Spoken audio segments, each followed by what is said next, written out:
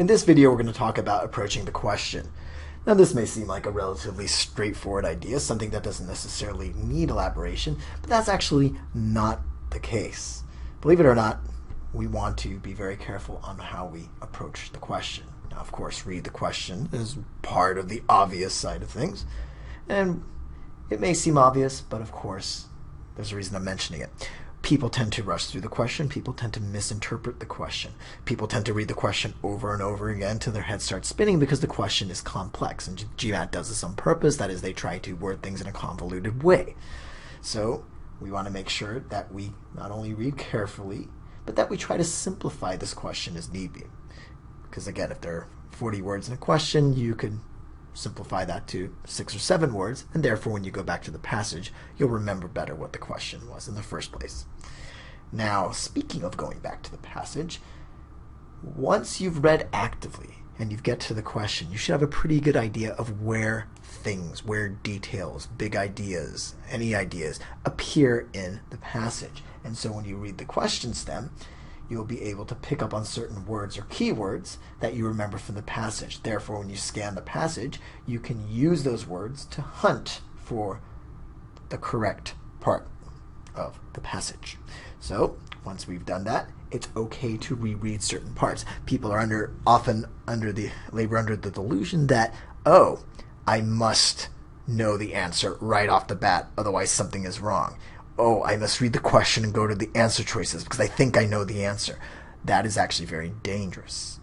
Again, read the question, but notice when I have read the question up here, I don't say go to the answer choices. I go straight to identify parts of the passage because we are not super genius savants who can absorb every word. We actually have to go back and reread the specific part. When you read it again, you are also rereading it in light of the specific question that is being asked, so you know what to look for.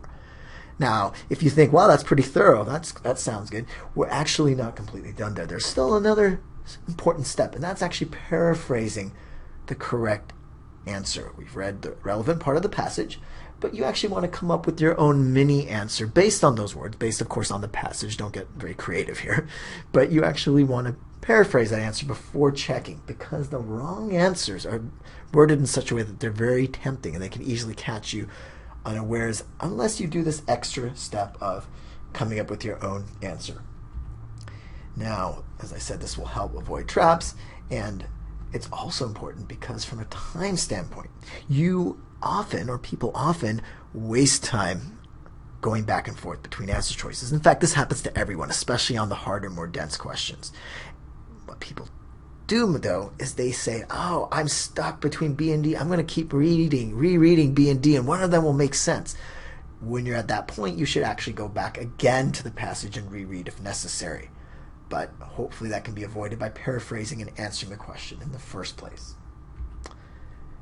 And finally here we have match with the correct answer. This was, again, probably one of the more obvious parts, but once you've paraphrased, of course, pick the best answer and make sure to check all the answer choices. This is not as obvious because sometimes we arrive at an answer that sounds pretty good, but it's actually not the best answer. There's something subtly wrong with it, and so only by checking all the answer choices can we really determine which one is the best answer.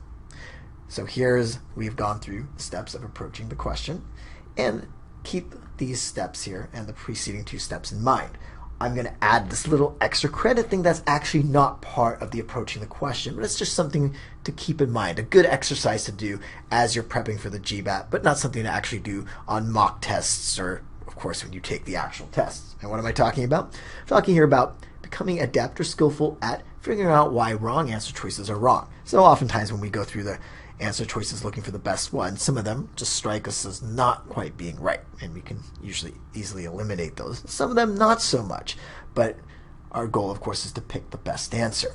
But it's a good idea to sometimes go back over those 1 or 2 answer choices that tricked you or sounded good and better understand why that answer wasn't the correct answer. Was it not supported by text?